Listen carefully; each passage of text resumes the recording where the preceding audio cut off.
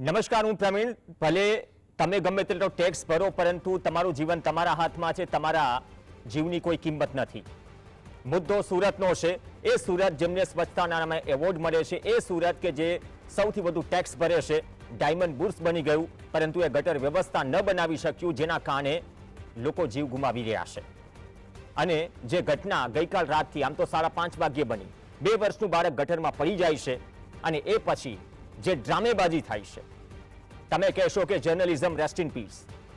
કદાચ આ શબ્દનો ઉપયોગ નહીં કરવો પડે, પરંતુ જે ઘટનાક્રમ થયો, એ ઘટનાક્રમ પર બહુ ઓછાએ ધ્યાન આપ્યું છે, અથવા તો એને ગંભીરતાથી લેવાયો છે. 5:30 વાગ્યાની ઘટના અને 5:30 વાગ્યાની ઘટના પછી જે કંઈ પણ થયું, એ સાંભળીને તમે પણ કહેશો કે સુરતના સત્તાધીશો ઢાંકણીમાં પાણી લઈને ડૂબી મરો. 2 વર્ષનું બાળક ગટરમાં પડે છે.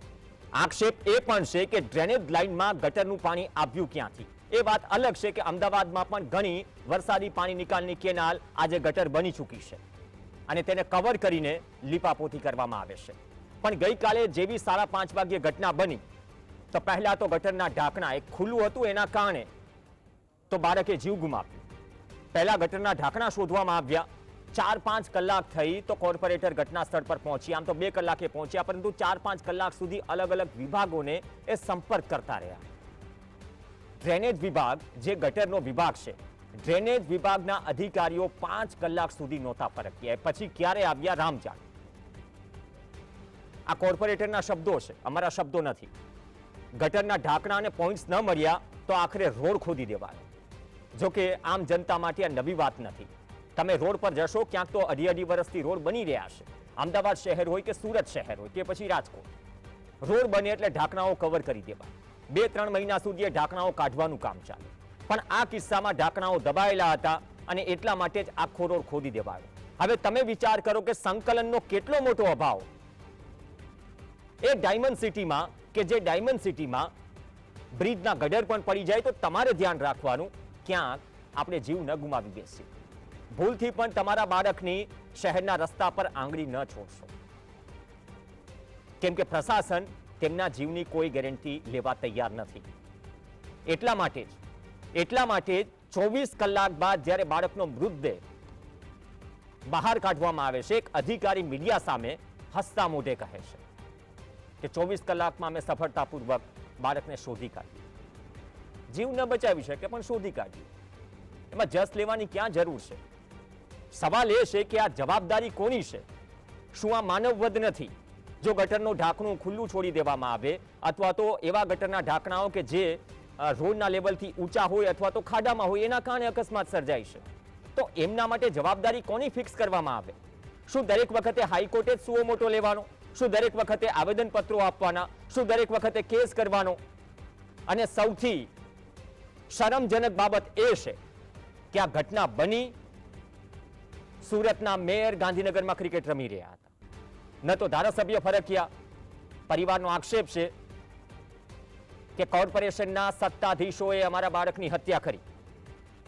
જ્યારે આ ઘટનામાં રેસ્ક્યુ ઓપરેશન પૂર્ણ થયું, દુઃખદ રીતે બાળકનો જીવ ન બચાવી શકાયો.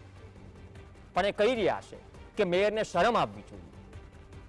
હવે આ ઘટના પણ લાંબી ચર્ચાઓ થતી રહેશે, બધું જ થતું રહેશે, પણ આ ઘટનામાં આખરે જવાબદારી કોની નક્કી કરવી? જવાબદારી માટે તો પ્રશાસન હોય છે.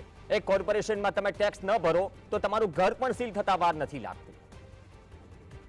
એ વાત અલગ છે કે તમે ગટરમાં પડો તો તમને કોઈ પૂછવા વાળું નથી. પરિવાર ભલે હિપકે ચડે, 2-4 દિવસ સુધી ચર્ચા થશે. શ્રદ્ધાંજલિની પોસ્ટ કેટલા કરે છે આપણે જોઈએ છે. સરકારી સહાય પણ ડિક્લેર થઈ જશે. પણ આ શું પૂરતું છે? એક બાળક એક પરિવાર પાસેથી છીનવાઈ ગયું છે. સૌથી પહેલા કેમ કહેવું પડી રહ્યું છે કે તમારા જીવની કોઈ ગેરંટી નથી, અને કેમ કહેવું પડી રહ્યું છે કે સુરત મહાનગરપાલિકાના સત્તાધીશો ઢાંકણીમાં પાણી લઈને ડૂબી મરો? કેમ કે ગઈકાલે 9:35 રાત્રે, એટલે કે ઘટનાના 4 કે 5 કલાક બાદ, જ્યારે અમે અમારા સહયોગી સાહિશ જગતાપ સાથે વાત કરી, તો એમને ત્યાં હાજર કોર્પોરેટર સાથે વાત કરી. કોર્પોરેટર જે કહી રહ્યા છે એ ગંભીરતાથી સાંભળજો. સાંભળ્યા પછી નક્કી કરજો કે આ સરકારી તંત્રનું સંકલન કેટલું ખાડામાં ગયું છે. તમે ચોક્કસથી કહેશો આ બાઇટ સાંભળીને કે બાળક ગટરમાં નથી ગયું, પણ સુરત મહાનગરપાલિકાની વ્યવસ્થા જ ગટરમાં જતી રહી છે. જોઈએ કોર્પોરેટરે શું કહ્યું. નરેન્દ્રભાઈ, તમારા કોલથી અધિકારી આવ્યા નથી, પાલિકા કમિશનરને કોલ કરવો પડ્યો, ડ્રેનેજ વિભાગના અધિકારી કેમ ગંભીર નથી? નહીં, એવું નથી. કોલ ને મારા ફાયર વાળા 7 વાગ્યા પહેલા એટલે કલાક પહેલા ફાયર વાળા ગયા, પણ હું ડ્રેનેજ વિભાગના અધિકારી, આ ડ્રેનેજના જે મેઇન અધિકારી હોય ને એમને ખાસ આવવું પડે. ત્યાંથી કાં પોઈન્ટ લીધા છે એમને ખબર હોય છે, નહીંથી ફાયર વાળાને ખબર કે નથી અમને ખબર. પણ અત્યારે હાલમાં લેન્ડ ઉપર આવ્યું છે અને લગભગ અડધો કલાકમાં નિવારણ આવી જશે. નથી ફાયર વાળાને ખબર કે નથી અમને ખબર, અડધો કલાકમાં નિવેડો આવી જશે. નિવેડો 24 કલાકે આવ્યો તો સંકલનનો સાહેબ કેટલો મોટો અભાવ. ડ્રેનેજ વિભાગના અધિકારીઓ ક્યાં હતા? આમ તો ડ્રેનેજ સ્ટ્રોમ વોટર લાઇનમાં જોડી દેવાય છે, એ પણ એક ગંભીર સવાલ છે. પછી ભલે એનો રોગચાળો થાય, પૂછવા વાળું કોણ છે, જવાબદારી કોણ નક્કી કરશે? આ દરેક શહેરોની વાત છે. હવે 24 કલાકે જ્યારે એનડીઆરએફ પણ આ ઘટનામાં જોડાઈને રેસ્ક્યુ ઓપરેશન કરે છે ને અધિકારી જે બોડી લેંગ્વેજથી બાઇટ આપે છે મીડિયાને, તમે પણ કહેશો કે જાણે જે ટેક્સ જનતા ભરે છે દિવસ રાત મહેનત કરીને, અને કદાચ કોઈ રેસ્ક્યુ ઓપરેશનમાં કોઈ જીવતું નીકળે અથવા તો તેને બચાવી ન શકાય, છતાં પણ તુમાખી શબ્દ એટલા માટે કે જાણે કોર્પોરેશનની જવાબદારી એટલી જ છે કે તમારું રેસ્ક્યુ કરી દેવામાં આવે, ભલે તમે જીવતા છો કે તમે જીવતા નથી, એની કોઈને પરવા નથી. એના બધા જવાનો સાથે હતા તથા દરેક મિત્રો સાથે હતા, અને મિત્રોને કારણે સફળતા અત્યારે આપણને મળી ગઈ છે. બાળકની લાશ અત્યારે મળી ગઈ છે, પમ્પિંગ સ્ટેશનમાંથી મળી ગઈ છે. આજે કલાક જો તો કાલે 5 વાગ્યાનો બનાવ હતો, એટલે આજે 5 કલાક થયા, 24 કલાક થયા છે.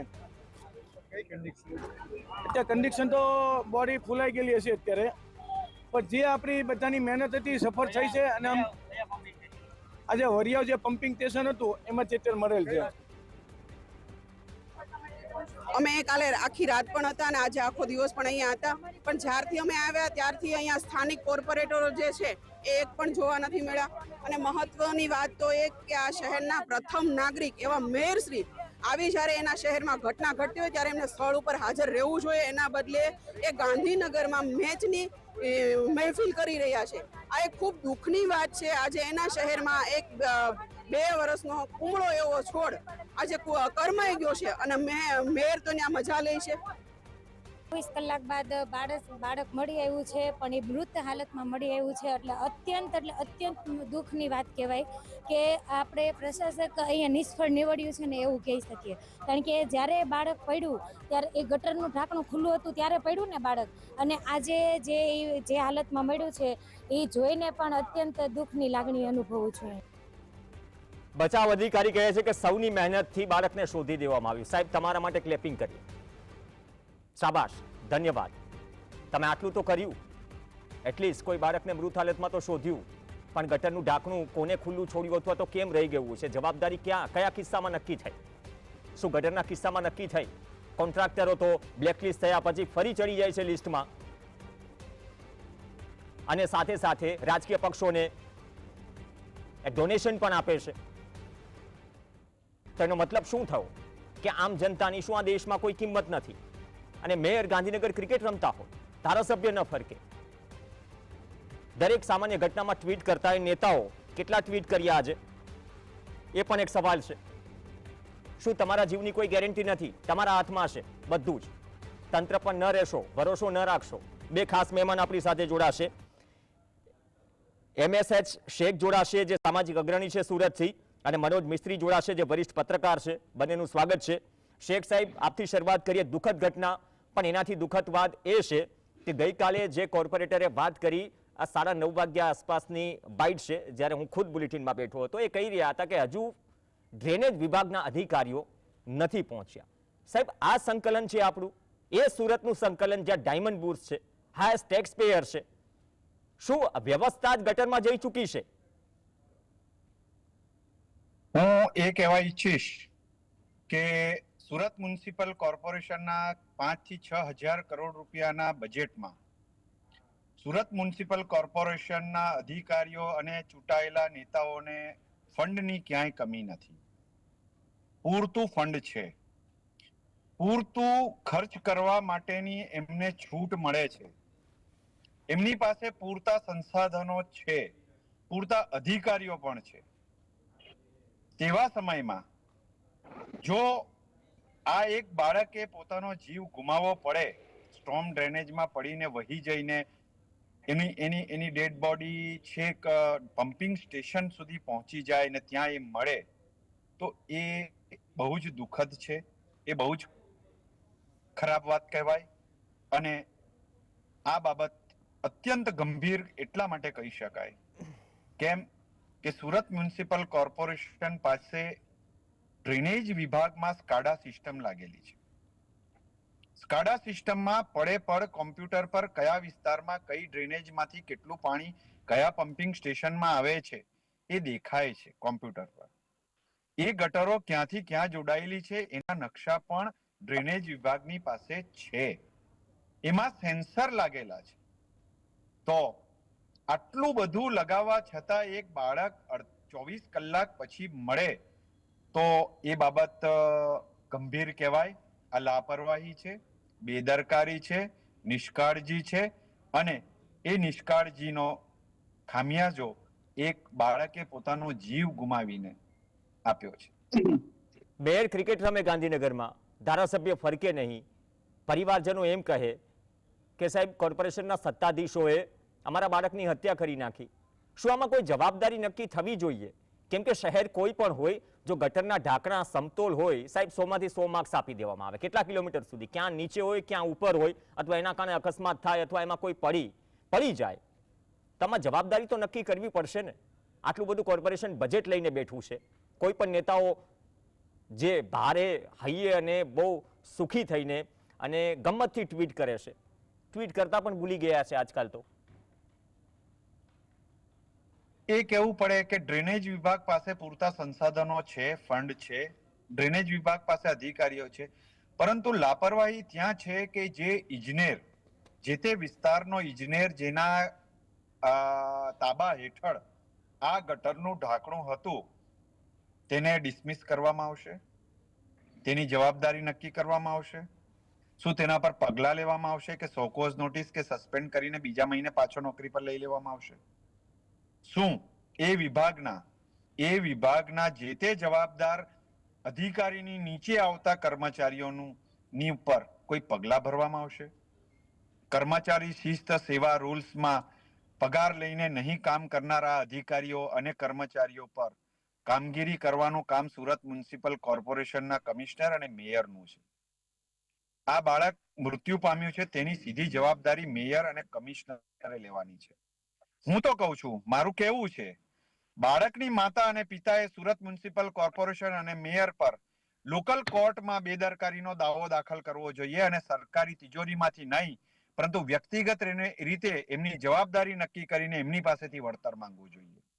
કારણ કે આ ચૂંટાયેલા નેતાઓ અને અધિકારીઓ એ પ્રજાના પૈસાની સુવિધાઓ અને બંગલાઓ વાપરે છે અને એમને જવાબદારીનું વહન કરવા માટે પ્રજાએ ચૂંટીને બેસાડ્યા છે. એમની જવાબદારી છે. એ નાનો કર્મચારી જો ખોટું કરતો હોય તો પણ મેયરની જવાબદારી થાય અને કમિશનરની જવાબદારી થાય. પણ અહીંયા તો ઉદ્ઘાટનો પૂરતા સીમિત નેતાઓ અને મોટા 100-200 કરોડના ડ્રેનેજના કોન્ટ્રાક્ટરોમાંથી કટકી ખાવા માટે બેઠેલા નેતાઓ આ બધા ગટરના ઢાંકણા ખુલ્લા છે એને બંધ કરાવવા ક્યાં નીકળશે? એમની પાસે સમય છે ખરો? પોતાના ચૂંટાયેલા વિસ્તારમાં એકાદ આંટો મારવાનો સમય છે ખરો? એ અધિકારીઓને પોતાની એસી ચેમ્બરમાંથી બહાર નીકળીને આવા કામો કોન્ટ્રાક્ટર ખોટું કરી રહ્યો છે, પોતાના નીચલા તાબાના કર્મચારીઓ ખોટું કર્યા છે, એ જોવાનો સમય છે ખરો? મારો આ પ્રશ્ન છે. ઓકે, મિસ્ત્રી સાહેબ, આ તમે બહુ સારી વાત કરી શેખ સાહેબ કે એ જોવાનો સમય ખરેખર છે કોને? આ જોવા માટે તો ચૂંટીને મોકલ્યા છે. મિસ્ત્રી સાહેબ, આમાં શું જવાબદારી નક્કી થશે? ખુદ કોર્પોરેટર કહે કે યાર અમને ખબર નથી ક્યાં આપેલું છે, શું આપેલું છે, ને ફાયર વિભાગને પણ ખબર ના હોય, અંતે રોડ ખોદી નાખવામાં આવે. હવે આ તો કઈ પ્રકારની વ્યવસ્થા? તમારે ભરોસો કોના પર મૂકવાનો? તમે રામ ભરોસે છો, આટલો ટેક્સ ભરો છો, છતાં પણ એક સામાન્ય પ્રાથમિક સુવિધાની વાત છે. અને આ કટકીમાં એ ભૂંગળાની કટકી હોય, રેતીની કટકી હોય, કપચી હોય, સીસી રોડ હોય, ડામર રોડ હોય, આ બધામાં કટ નક્કી છે. પણ એ કટના કારણે શું આ પ્રકારની ઘટનાઓમાં કોઈના જીવની કિંમત નથી, અથવા તો એટલી માત્ર છે કે ગાંધીનગરથી કોઈ સહાય જાહેર થઈ જાય અને આશ્વાસન મળી જાય? જુઓ, તંત્ર છે એ સંવેદનહીન બની ગયું છે. હવે કંઈક સામૂહિક મોત થાય તો પણ લોકોની સંવેદનાઓ જાગતી નથી. સુરત એવું કહેવાય છે કે ગુજરાત હિન્દુસ્તાનમાં સૌથી સ્વચ્છ સુરત છે, પણ જેમણે જોયું નથી એ માત્ર પ્રચાર માધ્યમોથી જાણે છે કે સુરત સ્વચ્છ છે. અત્યારની સ્થિતિ એવી છે કે સુરતમાં કયા રસ્તામાં કયા વિસ્તારમાં ખાડા નથી કે કયા વિસ્તારમાં રસ્તા ખોદેલા નથી એ તમે શોધી આપો તો પણ તમને ઇનામ આપી શકાય. સુરતમાં ગટરોના અકસ્માતો, ગટરના ઢાંકણાના અકસ્માતો કે ખાડાના અકસ્માતો એ હવે કોઈ નવાઈ નથી. તમે બીઆરટીએસ માંથી પસાર થતા હોય તો બીઆરટીએસ બી તમને કચડી મારે, તમે રોડ પર જતા તો ગટરનું ઢાંકણું બી તમને તમારા મોત માટે કારણ મળે, અને ક્યારે કયા ગટરમાં કોણ પડી જાય એ નક્કી નથી. આ જે વિસ્તાર છે એ વિસ્તાર છેવાડાનો વિસ્તાર છે જ્યાં આ ઘટના બની છે. એટલે કે ત્યાં જે વિસ્તારમાં લોકો શ્રમજીવી લોકો રહે છે અને એ લોકોને આ બધી પરવા ન હોય સમજી શકાય છે. આ બાળક એની મધર સાથે, એની મમ્મી સાથે શાક માર્કેટમાં બજારમાં ગયું હતું અને એ જીદ કરતું કે મમ્મી તું મને ગુલ્ફી લઈ આપ કે એવું કંઈ માંગતું હતું, આઈસ્ક્રીમ એને ખાવું હતું, અને એની આંગળી છોડીને બાળક દોડ્યું. તો સ્વાભાવિક છે બાળકને ખબર નથી કે એ ક્યાં જઈ રહ્યું છે અને ગટરમાં પડી ગયું. બીજી જ્યારે સ્ત્રી એને જુએ છે ત્યારે કહે છે કે આ ગટરમાં એક બાળક પડી ગયું છે. ત્યાર પછી આ હોવા થાય છે અને લોકો દોડી આવે છે. ત્યાં તો કોઈને ખબર જ નથી. આ ઘટના એક સિમ્બોલિક છે. સુરત શહેરમાં આવી ઘટનાઓ ઠેક ઠેકાણે બને છે. ઘણી વખત ધ્યાનમાં નથી આવતું, ઘણી વખત લોકો એની ફરિયાદ કરતા નથી કારણ કે તંત્ર બુઠ્ઠું થઈ ગયું છે. સવાલ વહીવટી તંત્રનો છે, સવાલ ઇલેક્ટેડ વિંગનો છે. તો ઇલેક્ટેડ વિંગ છે એ મેયર હોય કે સ્ટેન્ડિંગ ચેરમેન હોય કે વિવિધ સમિતિઓના ચેરમેન હોય, એ લોકોની વહીવટી તંત્ર પર કોઈ પકડ નથી. વહીવટી અધિકારીઓ આ લોકોને કમિટેડ નથી. જ્યારે અમારા કમિશનર મેડમ છે એમને એક મિનિટ જી, હવે અમારા જે કમિશનર મેડમ છે એમનો લોકો સાથેનો સંપર્ક પણ નથી. લોકોને ઇવન એ સિટીમાં જો કોઈ વિસ્તારમાં ફરતા હોય તો એમને ખ્યાલ આવે કે સુરત શહેર એ ખરેખર ધૂળિયું શહેર છે. સુરતમાં લોકો ભગવાન ભરોસે જીવી રહ્યા છે, આ હકીકત છે. પણ અત્યારે જે રીતે પ્રચાર માધ્યમોમાં અને સોશિયલ મીડિયામાં જે રીતે ચલાવવામાં આવી રહ્યું છે એટલે એવું લાગે છે કે સુરત હિન્દુસ્તાનમાં સર્વશ્રેષ્ઠ સુરત છે. પણ સુરતને જો નજીકથી જોવામાં આવે, સુરતના છેવાડાના વિસ્તારોમાં જઈને જોવામાં આવે તો ખ્યાલ આવે કે સુરત કેટલું બદ સુરત છે. મેટ્રોની વાત ચાલે છે, નવી બુલેટ ટ્રેન અહીંથી પસાર થવાની છે. આ બધી રૂપાળી વાતો છે, ઘણી બધી રૂપાળી વાતો. એટલી હદે ચિત્ર મોટું કરવામાં આવે છે કે જાણે સુરત એટલે સ્વર્ગ છે. આ એક બાળક ગઈકાલે રાત્રે પડી ગયું અને આજે 24 કલાક પછી એની ડેડ બોડી કીચડમાંથી મળે. એ પણ જ્યાં પમ્પિંગ સ્ટેશન છે, જ્યાં બધું મેલો કચરો જ્યાં ભેગો થાય છે ને ત્યાં પંપ થઈને પછી ડ્રેનેજમાં આગળ જાય છે. માનો કે પમ્પિંગ સ્ટેશનમાં જો બાળક ચાલ્યું ગયું હોત તો કદાચ એ બાળકના અવશેષ મળવા પણ મુશ્કેલ હતા. આ તો આખી ટીમ લાગી, બધા લોકો લાગ્યા, ફાયર બ્રિગેડના લોકો સાથે સાથે રહ્યા અને લોકોએ બાળકને શોધી કાઢ્યું. નહીતર બાળક મળવાની શક્યતાઓ જ નથી કે 2 વર્ષનું બાળક છે, હવે એની સાઈઝ કઈ હોઈ શકે. સદનસીબે એ કીચડમાંથી બાળક મળ્યું. જેણે બાળક ગુમાવ્યું છે એની વેદના કેટલી છે એના મા બાપ જ કહી શકે, હું ને તમે નહીં કહી શકીએ. સુરત મહાનગરપાલિકાનું તંત્ર પડી ભાંગ્યું છે. એને માટે કોઈ સર્ટિફિકેટ આપવાની જરૂર નથી. ઇન્ટરનલ એટલા બધા આક્ષેપબાજી થઈ રહી છે. કરપ્શનના રેટની તો અત્યારે ચર્ચા કરવા જેવી નથી, કારણ કે કરપ્શનની પાછળના જ અવગુણો છે.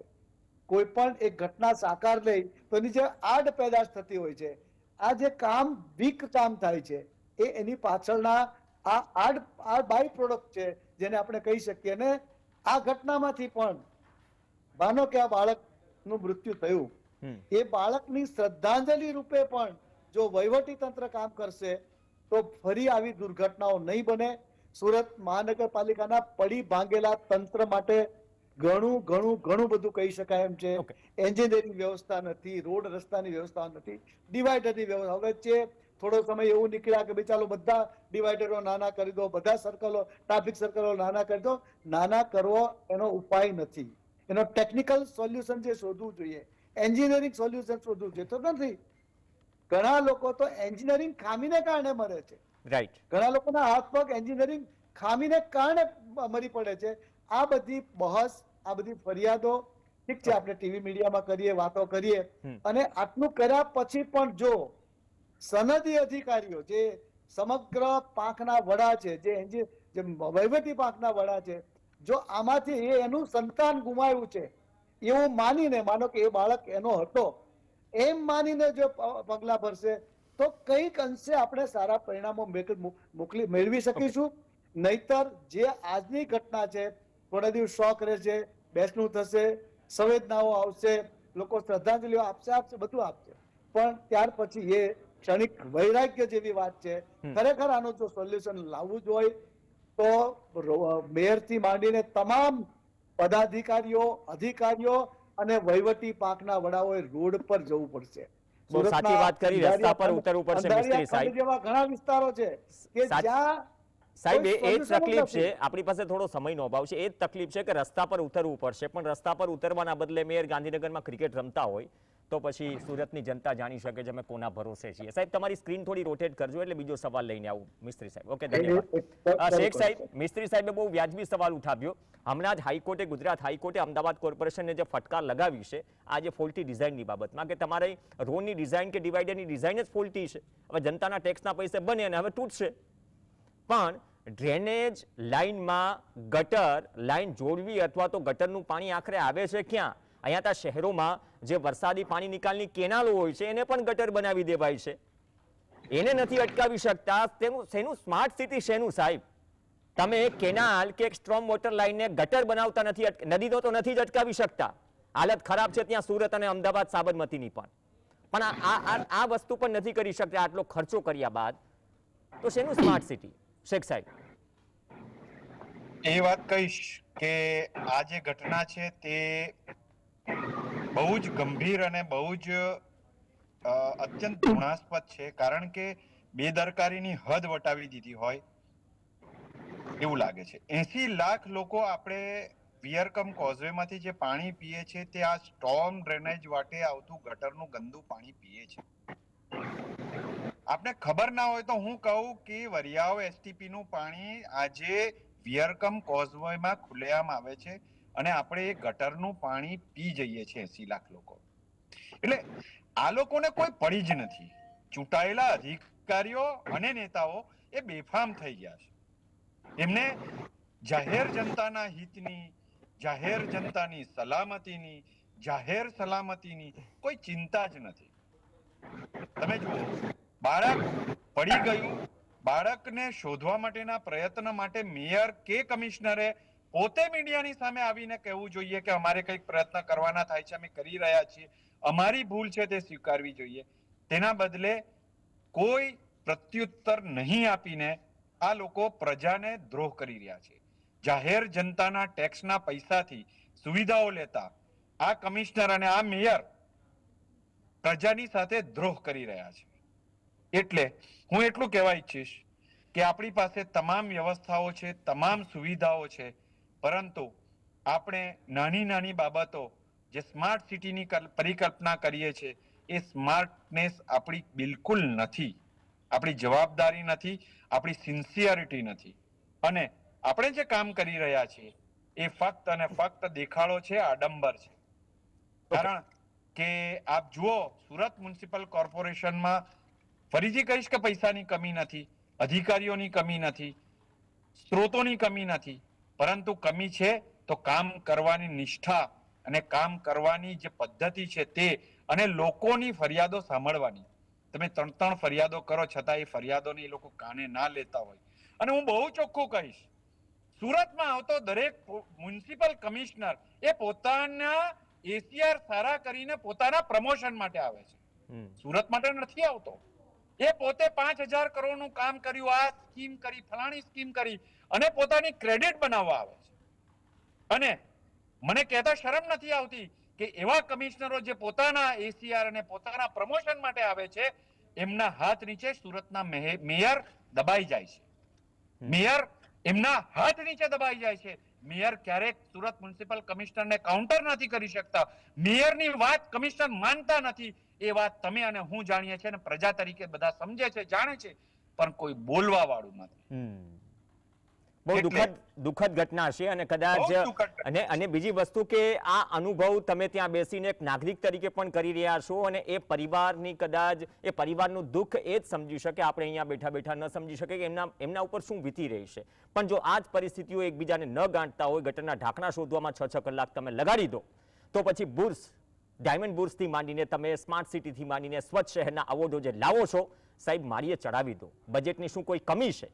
અને જ્યારે બિનહરીફ થાવ છો ત્યારે જેટલી ગતિએ તમે ઉપરથી આઈટી સેલમાંથી આવેલા પોસ્ટરો જ્યારે સોશિયલ મીડિયામાં અપલોડ કરો છો, એટલીસ્ટ નાગરિક તરીકે, ટેક્સ પેયર તરીકે એક સવાલ તો જવાબદારીથી પૂછો કે મેયર જે શહેરના પ્રથમ નાગરિક છે એ આટલી દુર્ઘટનામાં, આટલી દુઃખદ ઘટનામાં પેડ પહેરીને ગાંધીનગરમાં મેચ રમી રહ્યા છે.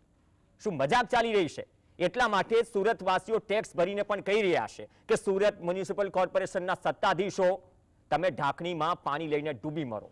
આ ગંભીર મુદ્દો છે, પણ આ મુદ્દો ભૂતકાળની જેમ 4 દિવસ ચર્ચાશે અને આવનાર સમયમાં કોઈ નવી ઘટના આવશે તો મીડિયા પણ ત્યાં ડાયવર્ટ થઈને સ્ક્રીન ઉપર કંઈક બીજું દેખાડશે. શું એ પ્રકારની પરિસ્થિતિ છે કે પછી આ કેસમાં એ પ્રકારની કાર્યવાહી થશે અથવા તો આમાંથી સમજ લઈને થોડો અંતરાત્મા નેતાઓનો જે જાગે છે ચૂંટણી સમયે, એવો અધિકારીઓ અને નેતાઓનો જાગે, એ જ અપેક્ષા સાથે ધન્યવાદ શેખ સાહેબ, ધન્યવાદ મિસ્ત્રી સાહેબ ચર્ચામાં જોડાયા. આ સાથે ચર્ચામાં હાલ બસ આટલું જ.